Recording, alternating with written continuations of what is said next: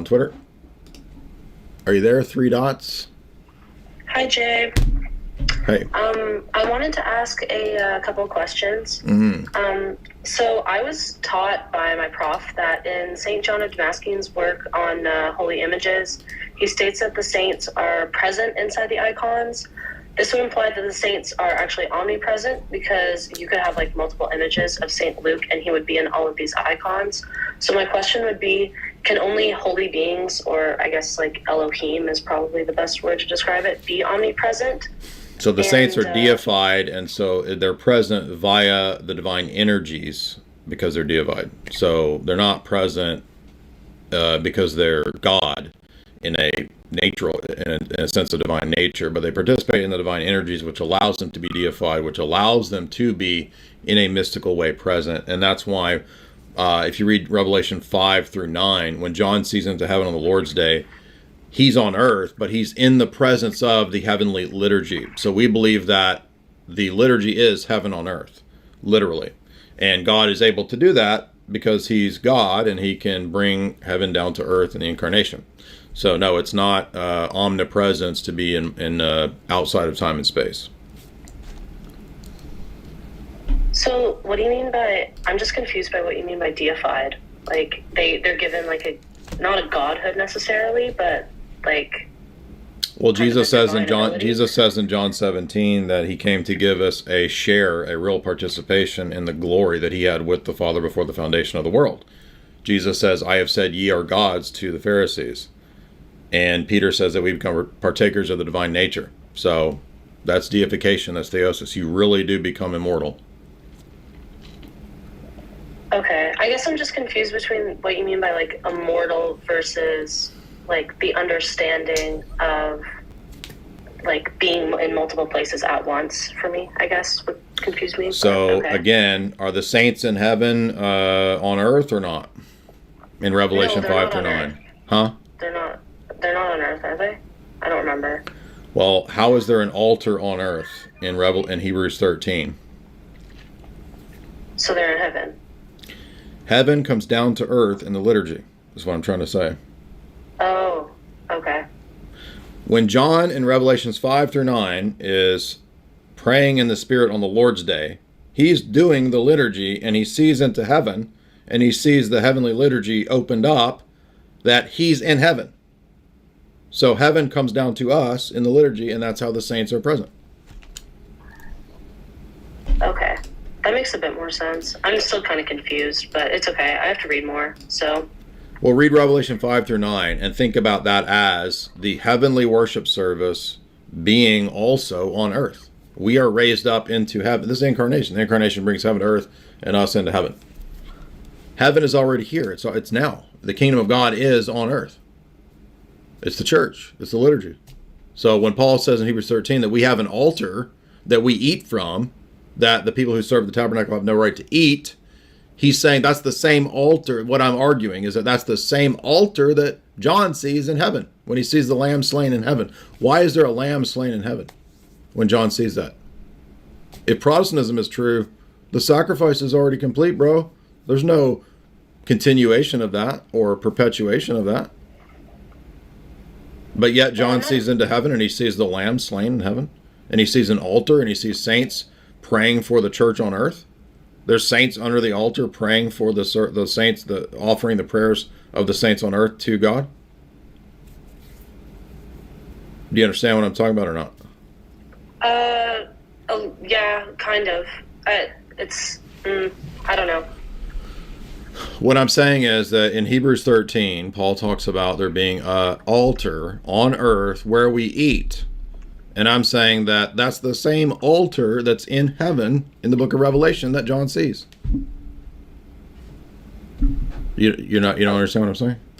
I mean, kind of. The thing that I'm kind of foggy on is whether like heaven is on earth right now, because when you hear like, oh, he will wipe every tear from their eye, people still weep today, and so how can we know that doesn't mean that right, and that's why Paul says that even though he ascended, we do not yet see all things subjected to him in Corinthians. So there's a process of working this out in history, even though the work is already complete. Okay. Where does Paul say that?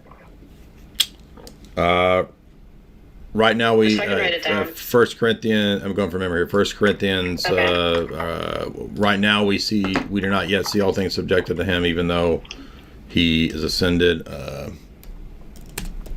Is it 1 Corinthians 15? Okay.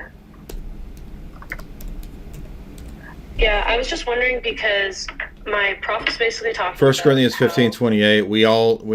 When all things are made subject to him. It's Hebrews 2, where he says that even though all things are subject to him, we do not yet see all things in history subjected to him. But all things were subjected to him when he rose on the cross and sat at the right hand of the Father. So he began to reign when he ascended, right? Yeah, okay.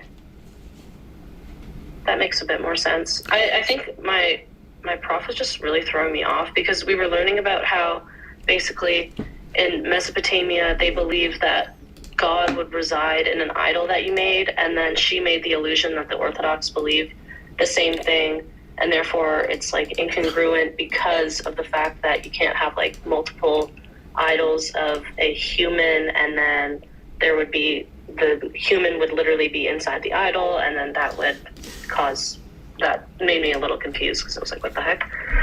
So, well, even in the Old Testament, if you read the Benjamin Summer book, he admits that the Old Testament shows that there's a fluidity to the bodies and the embodiment of God throughout the Old Testament in terms of the theophanies, even to the point of multiple objects in the Old Testament, like the oak of Mamre, or like the stone that's anointed that Jacob lays his head on. Like all of these are examples of sacramental things, even in the Old Testament. So that's preposterous, and even in terms of the Old Covenant. well, basically the argument was that God, although he was kind of omnipresent in the beginning, he began to reside in the tabernacle, and now he resides in the Eucharist, which I don't necessarily fully believe because I think he's entirely omnipresent, but he's also literally inside the Eucharist as well.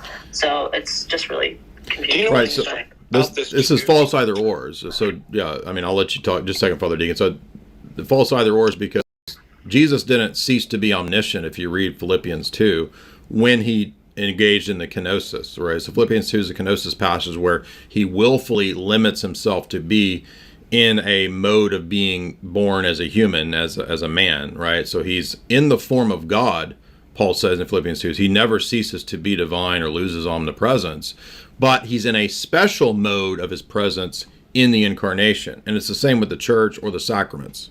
Go ahead, Father Deacon. Well, I was going to say, even just kind of Greek metaphysics, you can get an idea.